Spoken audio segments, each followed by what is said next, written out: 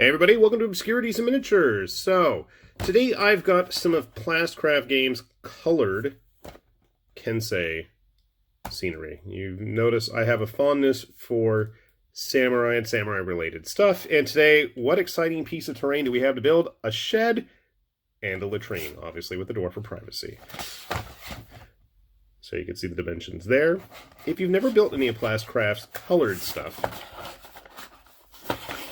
of which I've built quite a bit, you do not have any instructions included. Let me make that clear from the get-go. They all are available as PDFs on their website, so don't freak out because there are quite a few parts. You have this kind of styrene board stuff. Sometimes it's colored on both sides, sometimes not. Obviously, that's going to be the interior. You might not need it so much. You have these heavy pieces of MDF. I don't know, is it fiberboard? I don't know what it is. But you're going to have for the roofs, obviously. And then you actually have MDF wooden frames for all the pieces. So we have two different models here. We have the shed and latrine, laying it all out. Oftentimes, you're going to have these pieces that are already attached. You're going to pop them out and then end up gluing them on. I like to use a mixture of super glue and PVA glue. I like to use the PVA glue to kind of fill in the gaps. If it's a tight fit, I like to use the super glue to actually join the pieces and then just gloss it all over with the PVA stuff. A note is you really want to be careful with these delicate frames. I have broken a couple of them. I've built a few pieces of their Fukei line before. You might want to have a nice sharp hobby knife to help in facilitating cut the MDF. Thankfully, this stuff already seems to have been wiped down. My fingers aren't black from all of the burned off marks from the laser cutters. So you can see quite a bit of stuff here for just a simple kit.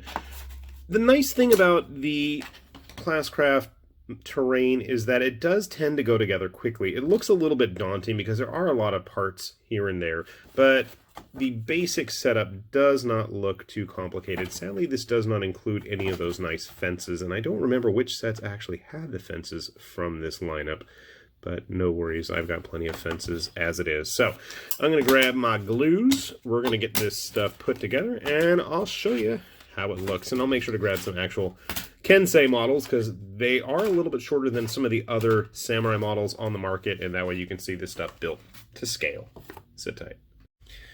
Alright, we got our shed and our latrine all finished up. I've built plenty of these Plast Craft models, and they don't do a whole lot for me when you first build them, but something about the Fukei line for their Kensei tie-in is really cool with the MDF bits on the outside. It just makes the building feel a lot sturdier. There's not a whole lot on the interior. You can see my horrible glue job in there. Ooh, yuck, lovely, whatever. And then you got the window frame in there. So, size-wise, grabbing an actual Kensei model, you can see it's pretty much perfectly scaled. You probably wouldn't have to duck down too much. Grabbing a Test of Honor miniature, you can see it's about the right size.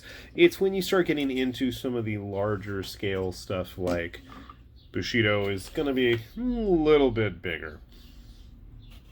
Grabbing a Jurgen Paint Forge Samurai Dwarf there. I guess he can fit, but why would he want to hang out with humans anyway, right? So, nice little bathroom. And then we have the shed. Again, you can see my horrible glue job. It just kind of ran there. I like to use a mix of super glue and PVA. PVA obviously is going to be used to put the MDF against everything, fill in the gaps, and then the super glue is actually going to hold the styrene, PVC, or whatever this material is. Interestingly enough, this has an MDF floor, which I thought was kind of a cool touch. The walls are bare on the inside, but you do have a detailed floor, and then you have to put a little bit of strip of MDF there to balance out your shed. But again, it's got a nice amount of space. Bigger models are going to have a lot harder time fitting inside there. It is a nice little touch. And unlike a lot of the other Plast Craft scenery, you can actually put stuff inside of this shed. That's one of my big complaints with a lot of the Fukei line, was that there's no actual interiors for most of the pieces that they made. This is one of the few that you can actually do something with inside.